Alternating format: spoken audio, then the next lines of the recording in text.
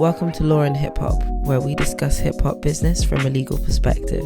All views expressed in this podcast are those of the individual speaker and do not represent the views of any other organisation or individual. None of the content in this podcast should be relied upon as legal advice. All original content rights reserved. Any referenced content is used for providing commentary as permitted under fair use. Welcome back to another episode of Law and Hip Hop podcast. I am your favorite lawyer and hip hop head, Blessing Mukosha, and I just want to get started by saying we won. We won, ladies and gentlemen. We got the Princess Diana remix. Nicki Minaj and Ice Spice have officially collaborated on a track. It dropped on Friday the 14th, and Friday the 14th of April 2023, if you want to mark your history books. And it was just an iconic drop. And it dropped with a music video. So it gave us a lot to unpack and a lot to think about, because while she was announcing the new release on her radio show, Queen Radio, Nicki also announced that she has a partnership in the works with Spice. So when you listen to the Princess Diana remix, you'll hear the first thing is Nicki shouting heavy on it. And she's been saying heavy on it for a few years now, definitely in relation to New York, definitely in relation to, a lot of people that she is, she's linked up with from New York. But it also seems to be the name of her record label. And if you check the credits on the Princess Diana song, it says that it is released through Heavy on It, 10K Projects, Capitol Records, Dolo Entertainment Incorporated, under exclusive license to UMG Recordings Incorporated, which is Universal Music Group. So we know that Nicki is under Universal, and so her label is under Universal. So this seems to be a distribution partnership, but it could be management. And I thought I'd talk about that first, because a lot of people have said, Ice Spice has signed, Nicki signed Ice Spice. And I know we talked about whether Nicki should sign Ice Spice. So let's break a few things down first already. So there's different ways that Nicki could be involved with Ice Spice, and Ice Spice could be working under her label. So the first is distribution. Distribution is a pretty straightforward business relationship, and that's not a contract for the recording of your music, but that is for the distribution of your music. So that's getting it out on all of the streaming platforms, getting it onto radio, getting it spun, getting it in the mix. Basically, it's the push behind your song. And recording is, kind of within the name, it's the recording of your music. So you get budget for producers, features, studio time, all of that stuff. That's not necessarily what Nicki has signed Ice Spice for. And I believe Ice Spice is already signed to a recording deal. So what this could mean is distribution or management. This is another type of business relationship that's separate from your recording contract or your distribution contract. And this is your management. So this is you as an artist, your brand, building your image up, making sure people know you, giving you that artist development as well. That might be rolled up into management. But basically management is, as it sounds, it's looking after the package, looking after you as an artist, and advancing your interests as an artist. And it could also be that Heavy on It is providing that type of support for Ice Spice. Again, we don't know because we've not had anything confirmed. But I just thought that I would clarify that it's not that Nicki's necessarily signed her as an artist. Again, we don't know, because Ice Spice has still not released an album. So we don't know exactly whether she is by contract committed to an album. Sometimes what artists do is they sign an EP, for example. So her Princess Diana EP, that could be signed, but she herself is still a free agent with respect to her upcoming albums. Again, I don't have the exact details, but let's say she was signed. Management and distribution are really the main types of business relationships that Nicki might have with Ice Spice through Heavy on It. And so I just wanted to talk about that, because I just think it's absolutely legendary that we've got the princess, the confirmed princess, and there can be multiple princesses, by the way, guys. don't forget your princess diaries. There doesn't have to be just one princess, but it's amazing that we've got the princess, and Nicki could be working with her in any of a number of capacities. And this is what we meant about mogul Nicki. This is what we talked about in the last episodes, where we talked about just being in a new era, you know, being able to work with female rappers, work with the generation that was inspired by you, is mogul moves. Like, it's absolute mogul moves. And I'm really impressed that things are moving forward and we're actually getting the opportunity to see Nicki not just give a moment for life through a feature, but actually providing that management business support to an artist brand, because she's the most successful one to have ever done it. So it just makes sense for her to be working with artists. There is a lot that comes with managing artists. And we saw with Nicki and Drake's come up, you know, Lil Wayne was still an active artist and managed them and being their mentor. But I think the difference between Drake and Nicki, and I think Ice Spice has this quality as well, is that she seems to know what she's doing. And she just needs the space and the resources. You know, Drake and Nicki worked as independent units, you know, irrespective of their management under Wayne or their, you know, being signed under Wayne. And I think that's what Ice Spice gives as well. My takeaway from all of this is that it's really important when you're getting into business relationships, when you're signing contracts and things like that, is to have a bargaining position. That's something that many rappers who have made a success of themselves and still been in business relationships where there's management, distributions, and so on, they have bargaining power because they have built their brand. They have a name for themselves. They have a buzz independently. And that's why people shouldn't be afraid. I've seen a lot of people be like nervous about the idea of saying, oh no, Nicki's signing people like da-da-da-da-da.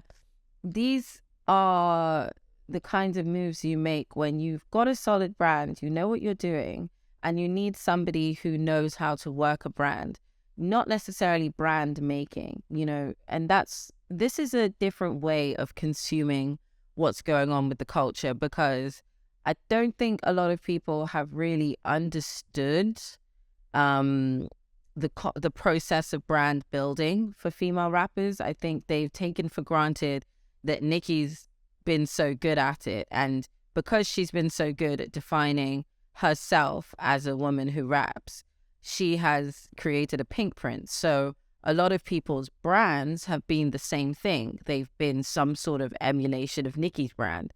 This is a time where we're seeing a unique artist with a unique voice, a unique point of view, signing under a label ran by another unique artist with a unique sound and a unique point of view. And that's why it works. That's why business relationships, like what's going on with Nicki and Ice Spice, work, because they are meeting each other at the same level. So there's less risk. What ends up being risky or is a business relationship that doesn't make sense is Nicki signing someone who doesn't have the right chemistry.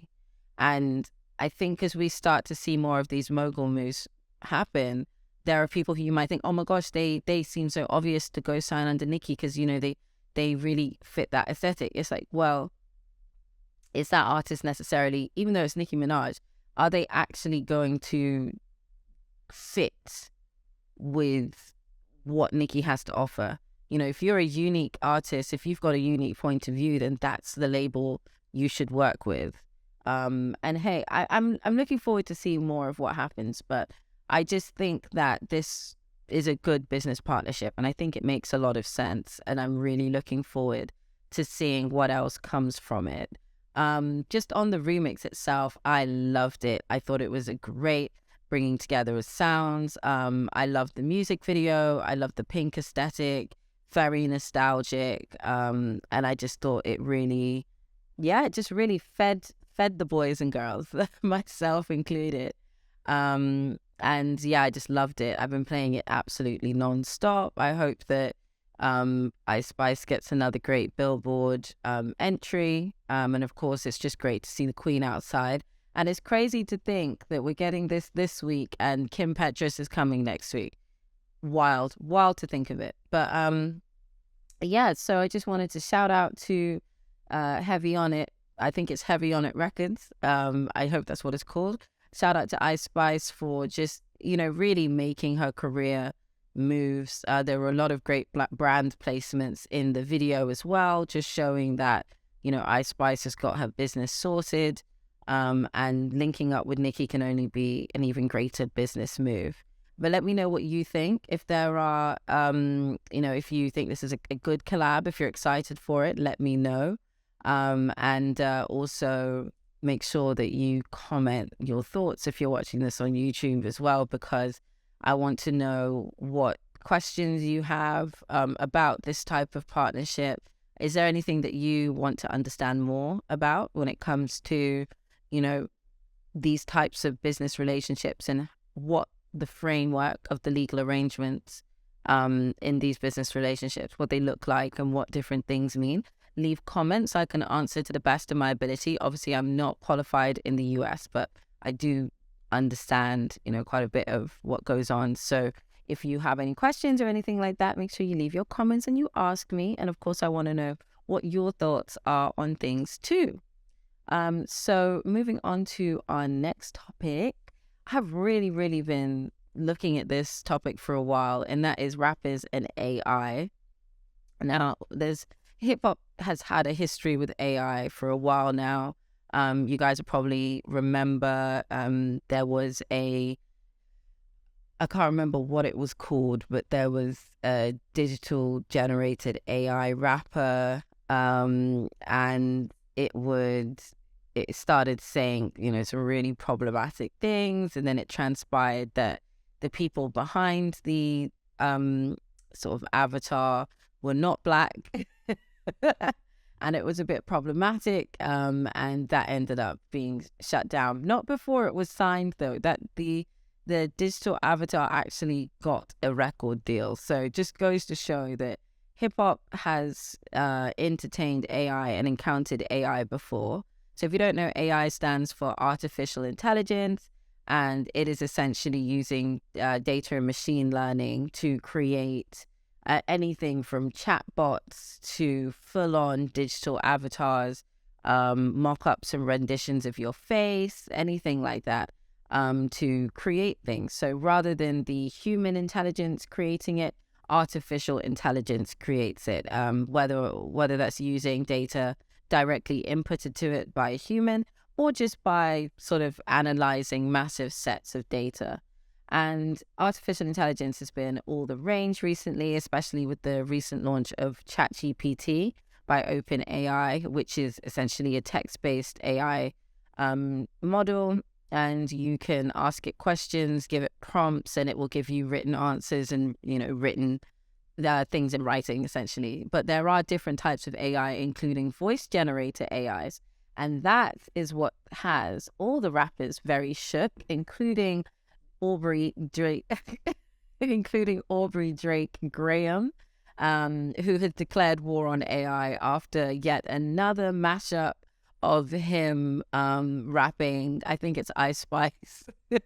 But people have been making all types of mashups using the voices of rappers like Drake, Kanye West, Nicki Minaj, and so on.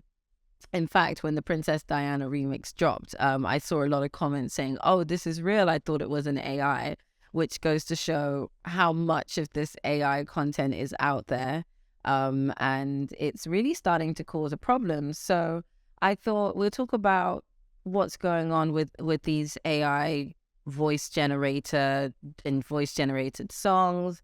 What are rappers worried about exactly, and what can they do, and how should they protect their rights? So I've given you a background of what's going on with AI, and essentially it's starting to pose an issue, because not only is there an issue in terms of copyright. So for example, if people are putting mashups of artists' songs together using AI and then putting those songs on streaming platforms, and some of them are making their way onto streaming platforms, which is why artists are really trying to put pressure on streaming platforms to make sure that these AI generated songs aren't able to be released.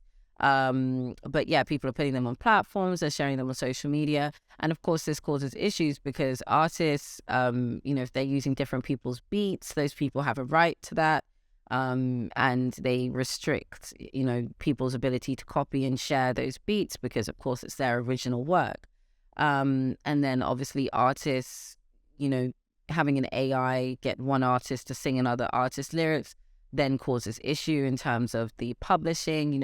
It causes a lot of problems. And people might get in trouble before someone says, no, it was AI, it wasn't me. And then by that point, it could be too late. And then when it comes to taking legal action, who do you take legal action against? Because a video could have gone viral on the internet because somebody has created an AI generated voice simulation of Drake singing someone's lyrics over someone else's song. But by the time it's got to the stage of litigation, who are you bringing the action against? How do you verify the original source of that content? How do you verify the source of that voice? How do you verify the source of that video? How do you track it down through the massive space of the internet to determine who shared it first? It's a lot of work and it's a lot of effort. Whereas if an artist made it, then it's super straightforward. You go for that artist, you go for their label, you go for everybody that was involved. And it's just so much easier to protect and enforce your rights when it's against humans. But now it's against robots and the people that program the robots, and things are getting really, really complicated. So what can artists do? What kind of innovative things can happen so that artists can protect their rights? So obviously you've got your traditional ways of protecting your rights, like I mentioned, that is doing things like DCMA takedown. So that's a copyright takedown and notification. And you can also start to get more creative in terms of how you enforce your brand. So you've heard, for example, when a producer has a beat on YouTube, for example, they might keep their producer tag in it. Well, what might end up happening is that artists have an identifiable voice tag. So you only know that that voice has genuinely come from that artist if, say, there is a particular voice tag that they use within their songs, within their vocal tracks, so that it was them. Another way is that instead of waiting on streaming services to take down these AI generated tracks, they can pressure the streaming services themselves to verify and authenticate that the content that's being posted on there has come from the rights holder. So it's sort of like a reverse engineered copyright enforcement system where you sort of have to prove that you have the copyright before you post it. So let's say you use that voice ID thing that I mentioned before. You've got to prove that you've got, let's say, the original voice ID. And I'm not exactly a blockchain expert, but I do think that maybe something could be built into it. So in the same way NFTs can be verified as genuine despite being a digital file, maybe the voice ID could also be verified as genuine on the blockchain. There's so many different ways that we can go about it, but essentially what we have originally thought about content licensing, content IDs, copyright IDs and stuff like that has to be expanded to take into account the fact that we're in a completely different era now. We're in an era where people can simulate your face, they can simulate your voice, they can manipulate your digital art, they can do anything that is creative and by design can be copied by artificial intelligence. And so I just think it needs artists and, rights management, rights holders all across the chain of stakeholders when it comes to who makes music. So you got the artists, the producers, the writers, everyone. Everyone needs to start to get a bit more creative when it comes to enforcing their rights and enforcing their ownership of their copyrights. And I think this rappers versus AI battle that's going on is going to be, it's going to heat up. And I think we're going to find a lot more rappers speaking out about this. I also wanted to say, just as a side note, maybe I'm biased, but I feel like rappers with very unique voices like Nicki are really, really hard to emulate because I've never heard an AI simulation of Nicki's voice that actually sounded good. Now, again, might be me, might be my bias, but I just think that the fact that she's got so much variety in her tone and her intonation in the way that she, performs, I think it just makes it really hard to copy her. So what might end up happening is more rappers, rather than sort of relying on a very predictable flow and predictable lyrics, actually take a step back and start to think, what, how can I switch things up so people know it's me, because they know I can do different things and I'm multifaceted. But I'm curious to see how it pans out. Leave your comments and let me know what you think about, the prevalence of AI. Do you think it could be useful? I've definitely heard some people mention things like posthumous albums are going to be all the rage now, because people are going to be able to manipulate the voices of deceased artists to capitalize on their estate. So I don't know. That could be a whole separate topic. If you want us to talk more about that, then leave me a comment, because always love talking about trusts and estates with you, because I'm a nerd. But yeah, leave me your comments if you're watching this on YouTube and let me know what you think. So that wraps the episode for this week. I'm trying to keep the episodes of Law and Hip Hop short and sweet. I did have some people mention that they wanted me to talk about Doja Cat's Kill Bill verse and also talk about the TikTok bans. So the TikTok bans, I want to wait a little bit longer to see what actually happens, because right now it's a lot of talking, but I want to see, what actually ends up happening in terms of policy, in terms of legislative change. So I'm going to pause on that one. And when it comes to Doja's verse on Kill Bill, I will talk about that maybe over on No Ghostwriter. We'll talk about it on our Pen Talk series. If you don't know No Ghostwriter, that is the hip hop platform that I founded, where we're putting you on to the best women in hip hop. So check out noghostwriter.com and no_ghostwriter on all of our socials. I'll be talking about Kill Bill and a couple of other crazy verses I've been listening to on the Pen Talk series along there. So go on along there and follow and subscribe. And I'll see you in my next episode. So make sure, if you're enjoying Law and Hip Hop podcast, if you want more of Law and Hip Hop, then make sure you watch the episode, follow the podcast, share it with a friend, and let me know that you're listening and you're enjoying the episodes on social media. I'm Blessing Mukosha. You can find me everywhere as @Blessing Mukosha.